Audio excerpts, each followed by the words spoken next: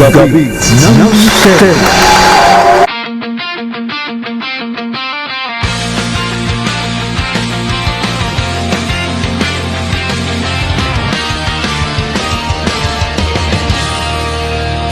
Sa dilim ng gabi, tahimik ang paligid. Radyo'y bumubulong, may lihim na hatid. Kwentong di mawari, galing sa anino. Mga boses sa hangin, tila may multo. Sa bawat istorya, kabay tumitindi. Mga yapak sa dilim, hindi mo makita kundi maramdaman lamang.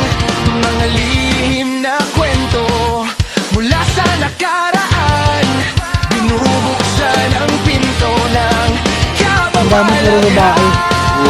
Kaya talagang madami dyan yung punong yan. Ang dami babae na kaway. Gabi ng misteryo, makinig ka na sa bawat kwento.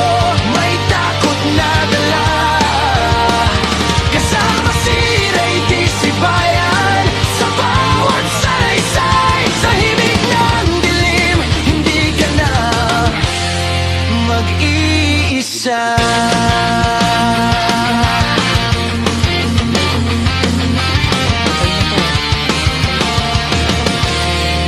May bahay na lumuluha, may aninong gumagalaw. Mga matang nakatitig, kahit walang ilaw.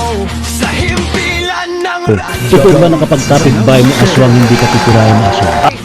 Depende kung wala kayong pinag-awayan, kung hindi ka mainit sa mata, kung wala kang ginagawang masama. Ganun lang. sabay sa hangin, bulong na malamig.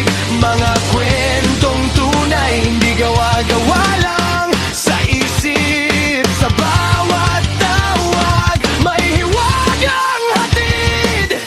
Takot at kaba sa dibdib bumakapit.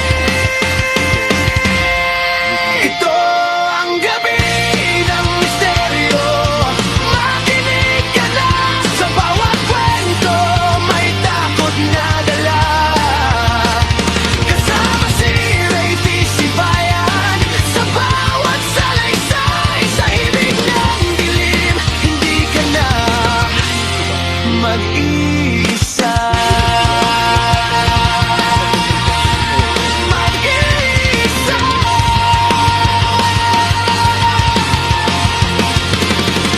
Huwag kang lilingon, baka may sumunod. Sa likod ng dilim, may matang nakatungod. Kapag narinig mo ang pangalan mo sa hangin, tandaan mo, hindi lahat ng tawag ay sa'yo. Sinasabi niyo ba ito drive ay isa sa mga most haunted places sa Pilipinas. Dahil sa may mga nagpaparamdam, Ito yung Balite Drive. Yan natin pag-uusapan. Ito pa yun yun. 10 to 11 p.m. sa Ang doon pa DCR. natin yung Kaya wala nga absent. dati pala dito. Meron Oo. natin na part.